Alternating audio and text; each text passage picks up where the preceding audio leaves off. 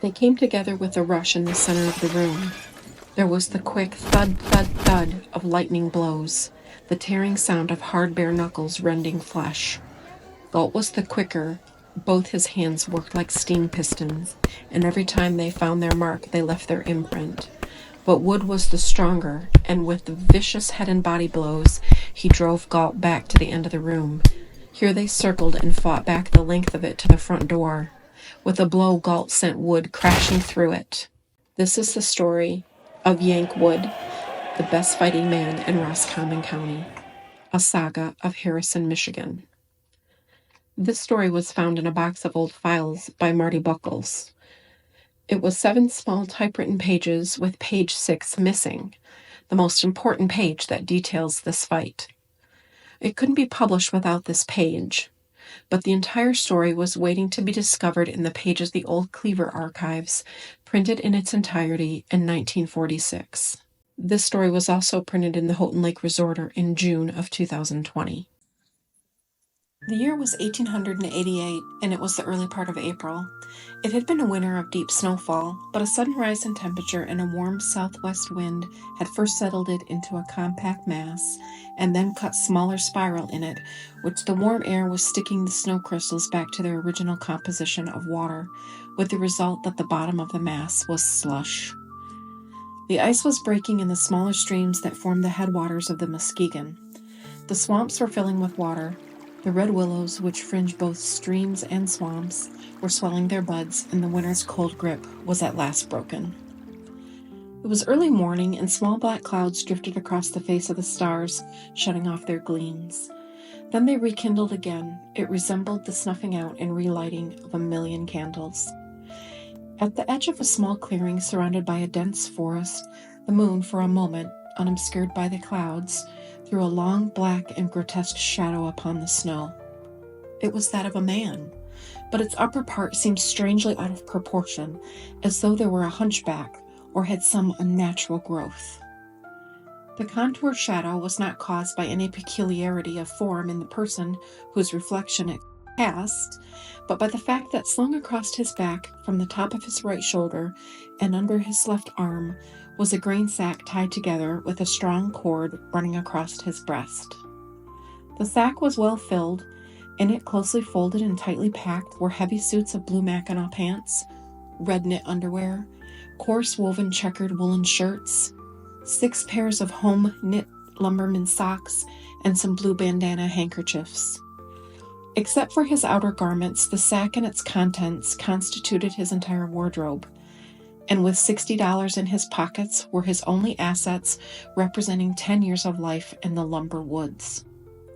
The sack he called his turkey, and the money was his stake. He had spent the night drinking liquor and playing cards at King's Roadhouse and Saloon, the lights of which could be seen flickering at the other side of the clearing. The liquor was fiery, and he had consumed a vast quantity of it, but showed no signs of intoxication. An hour before daylight, he'd pushed back from the game and ordered his breakfast. They brought him a tin plate piled high with pancakes, a half-dozen slices of fat salt pork, and some black coffee in a tin cup. After finishing his breakfast, he ordered a pint of whiskey, which he slipped inside his Mackinaw jacket, paid his bill, and departed without a word. He paused at the edge of the clearing for a moment until the moon, coming out through the clouds, showed him a depression in the snow. It was the trail leading to Harrison. For a brief instant he was visible, then the man and his shadow disappeared into the woods. The trail was new to him, yet he followed it readily. Though its markings were faint, he had the unerring instinct of direction of the born woodsman. It wound in a southwesterly direction along the lower edge of the ridge of virgin pine until it came to Bear Creek. There was no bridge across this stream, but during the winter, Doc Blodgett of Grand Rapids had banked logs on it at the point where the trail crossed, and the logs, as yet frozen in a solid mass from shore to shore, made the crossing easy. On the other side of the Bear, he kept the logging road for a few miles until it swerved away from the trail. Here again, left it to follow the depression in the snow until he came to Wolf Creek, which at this point flowed through a swamp. Although today it is a tiny stream, 40 years ago, when the winters were long and cold and the snow deep, in the spring these small streams were swollen out of their banks, and in places it was a fourth a mile across them. There were a few logs floating with the current in the middle of the stream, but no way of crossing at this point. Skirting the stream towards its mouth for a distance of about a mile, he came to some high land where Hugh McMullen had built a lumberman's bridge the year before. This was done by building a crib of logs on opposite shores. Then cutting 4 giant Norway pines, he had raised them with gin poles, then worked them from side to side until their tops met in midstream, and fastened them together with chains, thus building a suspension bridge that was thought would be permanent, but a few years later it was destroyed by fire. Crossing this bridge and retracing his way up the stream, he again took the trail with the intention of following it to Carey's on Town Line Creek and crossing that river on what was known as the Pole Bridge. The Harrison Trail at this point intersected with another known as the Pole Trail, which was built by felling hemlock and small cedars and laying them end to end, and it was used by river drivers in their work along the stream. In places, these poles lay upon the tops of brush and fallen timber and swayed like a bow in the wind. The traveler, with his lumberman's rubbers on his feet, walked them with ease and sureness of the average city dweller on the avenue. He arrived at Carey's a short time before noon. Here he secured some dinner, and after dividing the remaining contents of his bottle with the menfolks, he resumed his journey. At Carey's, he was informed that the pole bridge had been swept away in high water, but that some logs were running in the stream and that an eddy brought them in close to the bank, where it would be possible for him to draw one in the shore by means of a pike pole which he would find there and ride it across the river. The first log, which came by a large pine about 4 feet in diameter, he looked at it and smiled sardonically. "A homestead," he muttered. "Some farmer will probably find you one day and, secure upon your broad back, will imagine that he's a river driver. But you don't catch me wasting my strength pulling any such pile of lumber across the river." In a few minutes, a small dry pine about 8 inches came floating along. This he pulled in towards the shore with the pike pole. Then, poising it a moment, he sprang upon it at the end. It submerged like a cord drawn under by a fish until the water was running over to the depths of its knees. He stepped quickly to the middle, and it became flat to the surface, where it quivered for a moment like a thing alive. Then, by pressure of his feet, he controlled its every movement. The weight of the man and his pack forced it down until only a faint outline showed above the water. Using the pike pole as an oar, he paddled it rapidly across the stream. He had now arrived at the Jack Pines, or Plains country, a barren, sandy waste, but with a road easily followed. Let us now take stock of this man who has traveled 30 miles of wilderness trails in more than half a day. In appearance, he's about 30 years of age. He has a heavy sandy mustache, reddish-brown hair, and clear blue eyes. At first glance, he seems of medium build, but a closer scrutiny reveals that he is very muscular and weighing from 180 to 190 pounds. When he closed his hand tightly, which he occasionally does, walking along, had there been an observer, he would have seen the muscles ripple along his arm under the Mackinaw coat, which was the only form of coat he wore. There was no hint of weariness in his step, and as mile after mile passed, his energy seemed to grow, and in his walk was a panther's grace. He is spurred on by the magic of a name. It is the name of a town, which is his destination: Harrison. In past years, he worked as a lumberman on the east side of the state under the foremanship of Charlie Monroe, who had lost his life breaking rollways on Jerry's Rocks, and to whom the lumbermen were nightly paying tribute in a blue haze of smoke in the logging camps by singing a melancholy folk song of the incident.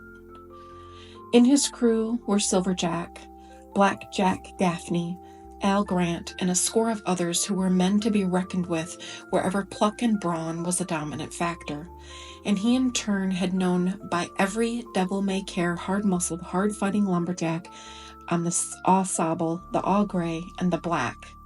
He was Yank Wood, the best fighting man in Roscommon. During the past year, it had become a matter of gossip on the east side that there had been a new town started in Clare County at the end of the Pier Marquette Railroad, and that it was a magic city. It had grown almost overnight from a village of over 800 people. There were 20 saloons that ran wide open day and night, Sunday and holidays included. The notorious Jim Carr and his equally notorious wife, Mag, ran a dance hall on the hill northwest of town with 20 girls as inmates, and Fan Doherty and his woman mate had another as large south of town. That there were 7 hotels which were filled to overflowing most of the time, that 40 warehouses had been built to hold the supplies that were being taken to the logging camps, and that long lines of tote teams waited their turn at them every day to be loaded. And to this town were coming men from the 4 corners of earth. Its fame had extended to every realm where lumber was king, and a Mackinaw coat with the insignia of lumbermen devotees. There were men from Prince Edward Island, and men whose axes had rung a tune along the silent waters in the forests of New Brunswick, men from the upper reaches of the Ottawa, and log rafters from the St. Lawrence, French Canadians who spoke no English, raw-boned Scotchmen from Glengarry in East Canada, and in this flotsam and jetsam gathered in a new lumbering town, Yank would intuitively sense that there were many whose courage could be tested by even the shadow of a dare. The knowledge of this fact, instead of dampening his ardor, lent a great impetuousness to his stride. Like Job's charger, who senses the battle afar off, his nostrils widened and his eyes sparkled with excitement. 2 o'clock found his entering the village. He stalked the length of Main Street, his eyes searching eagerly for a sign on a saloon or a hotel. He was looking for a name, and that name was Galt. A man whose reputation as fearless and unconquerable fighter was established throughout the lumber region, and who with his brother Jimmy operated a saloon in Harrison. Not seeing the name, he went into Big Joe McKee's place and ordered a round of drinks for the house. From there he went down the street to Little Joe Warden's and bought another round for the crowd. Here he made inquiry as to whether Galt might be found. He was told the Galt saloon was on the east side between the Johnson house and the depot. Arriving there, he entered. It was a long, narrow room with a bar running the entire length along one side. Glancing over the crowd of about 20 men who were drinking at the bar and playing cards, he recognized a few of them. One who was Tom Cunyon, or as he was more famously known, T.C. Cunyon, the man-eater from Peterborough. Also, Jim Cosgrove, Jack White, and a few more East Side acquaintances. Throwing his sack or turkey in the corner, he walked to the bar and asked the man behind it if he was Galt. "That's my name," replied the man. Woods eyed him narrowly. Galt was a man about his own height and weight, and he looked soft. His skin was white and his hands were tender. He must certainly have been overrated as a fighter. Woods ordered a whiskey, and after drinking it, crashed the glass on the bar. "That drink will be 20 cents, said Galt. 10 cents for the whiskey and 10 cents for the glass. "Give another one," Woods ordered, and Galt handed him another drink, which he swallowed, then smashed the second glass on the bar, telling Galt that if he was man enough to collect it, to come and do so. This was a direct challenge, and one that could not go unanswered. Like a cat, Galt sprang over the bar, and during that instant, Woods had flung off his Mackinaw. In Galt's springy leap, he realized here was no common man, but one who was worthy of being his antagonist. And Galt, noting the great cords on his neck and the reckless courage in his eyes, sensed that here was one who had come to add another to past victories and who loved the fight for the fight's sake. The crowd came to their feet and stood along the wall against the bar. No man offered to interfere, nor would he have dared ever to do so. It was the immutable law of the woods that fights were settled by the principle and not by outside interference. They came together in a rush in the center of the room. There was a quick thud, thud, thud of lightning blows, the tearing sound of bare knuckles rending flesh. Galt was the quicker. Both his hands worked like steam pistons, and every time they found their mark, they left their imprint. But Woods was the stronger, and with vicious head and body blows, he drove Galt back to the end of the room. Here they circled and fought back the length to the front door. A blow, Galt sent Woods crashing through it. Galt was on his feet, and again they fought until they both fell off the front steps and landed in a depression in the ground, which was partially filled with water. By this time, the crowd had increased by the addition of a large number of townsmen and lumbermen who, learning that there was a fight and who the principals were, had come to watch the epic struggle. But no spectator offered to interfere. Instead, they divided into two groups, each side shouting encouragement to their favorite. Both were on their knees in the snow and the water. Their clothing was torn off to their waists. They were a gore of blood and each partially blinded. There was no attempt on the part of either to use any defensive methods. Each was by hoping a lucky blow to put his opponent out. Then a cry came from the outskirts of the crowd. "The officers are coming." And John Kramer, his red hair glistening and bristling in the sun, tore a path through the crowd and separated the combatants. They were helped to their feet and later taken to the Northern Hotel, where Bernard Heller, the genial landlord, put them both to bed in the same room and side by side on cots. A doctor was called who sewed up their cuts and put beefsteak on their eyes to reduce the swelling, and then left them. During the night, they both awakened out of a semi-coma and instinctively turned to look at each other. The faces of both were swollen beyond recognition, and they gazed through half-closed eyes. Suddenly, the hairy arm of Yank Wood was extended across the space between the cots, offering his hand as a token of friendship. Galt's hand sought his and found it. "Well, Dan, you're a good man." "Hell, I'm not Dan. I'm only Jimmy," said Galt as he lay back wearily upon his cot.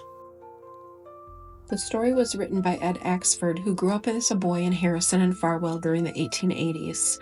He wrote it sometime in the 1930s. I believe he wrote it at this time to put his 2 cents into the growing nostalgia about the lumber era. Many stories were being told by old-timers during this era, some true and some not, but all highly entertaining.